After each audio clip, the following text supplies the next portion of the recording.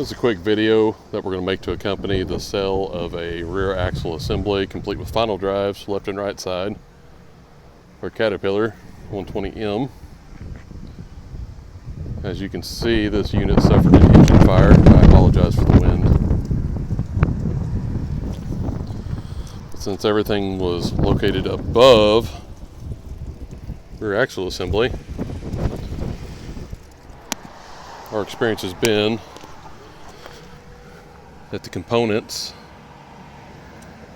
are still often in decent shape internally, and you might see some oxidation or the paint got eaten up during the fire,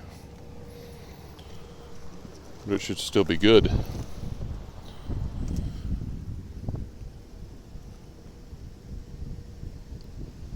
Again, this is for the rear axle assembly.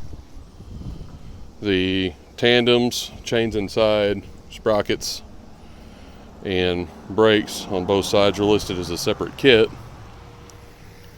However, if you've had something happen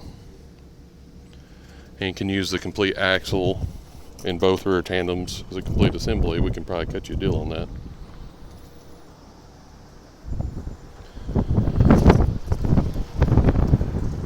If you got any questions, check out our listings. Hope we can help you out.